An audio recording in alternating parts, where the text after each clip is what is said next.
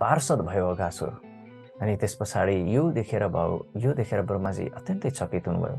त्यस पछाडि सुखदेव गोस्वामीले भन्नुहुन्छ, हे महाराज, अगासुर गए पछाडि भगवानको साथीहरूको लागि त्यो जुन अगासुरको मरेको स्थान छ, त्यो स्थान भगवानका साथीहरूका लागि के भयो त, घृणा गर्ने एउटा चाहिँ स्थल भयो, घृणा स्थली भयो, होइन। सो हामी यहाँबाट देख्न सक्छौँ कि कुनै पनि एउटा चाहिँ लास जब मरिसके पछाडि, जब चाहिँ कुनै जीवित कुरा मरिसके पछाडि त्यो लास बन्छ, त्यो लास बनिसके पछाडि त्यो एकदमै दुर्गन्धित हुन्छ। तर अगासुरको जब वध गरिसके पछाडि भगवानले त्यहाँ चाहिँ दुर्गन्ध भन्ने केही पनि रहेन, त्यहाँ त एकदमै मिठो भासना पो आयो। किनभने चाहिँ यो कसरी हुन्छ भन्दाखेरि हामी देख्न सक्छौँ कि भगवानको जसले पनि केही पनि रूपले, होइन, जुनसुकै तरिकाले यदि भगवानको स्पर्श हुन्छ भने त्यो के हुन्छ त, सुगन्धित हुने गर्छ। त्यही भएर हाम्रो जीवनमा पनि एकदमै सुगन्धले भरिपूर्ण हाम्रो जीवन चाहन्छौँ भने के गर्नुपर्छ, भगवानलाई भित्राउनुपर्छ, होइन। यो कुरा चाहिँ हामी यहाँबाट बुझ्न सक्छौँ।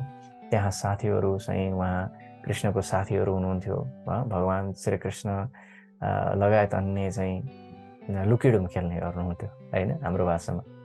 त्यस पछाडि अगासुरको शरीर चाहिँ के भयो त भन्दाखेरि गोलो गयो, तर त्यो शरीर साथीहरूको लागि खेल्ने ठाउँ पनि भयो। हेर्नुहोस्, यो भगवानको कृपा हो।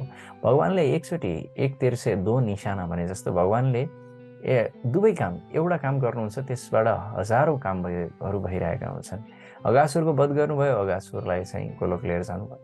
त्यस पछाडि यता चाहिँ अगासुरको वध गरिसकेको पछाडि फेरि आफ्नो साथीहरूलाई एउटा घृणा थली, होइन, खेल्नेको लागि एउटा ठाउँको चाहिँ के भयो त त्यहाँ निर्माण भयो, होइन। त्यही भएर चाहिँ अगासुरको जुन चाहिँ त्यो राक्षसको भूमि, राक्षस आएको जुन राक्षस भएको त्यो भूमि पनि अब के भयो, पावन भूमि भयो, होइन।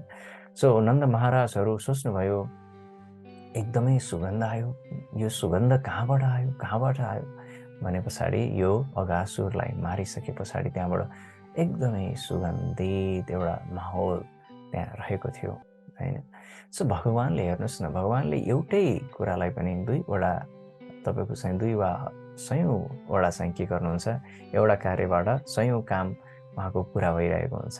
जस्तो कि उहाँले पुतनाको दुध मात्र उहाँले पिउनु भएन, उहाँले सबै पुतनाको पापलाई पनि पिइदिनु भयो,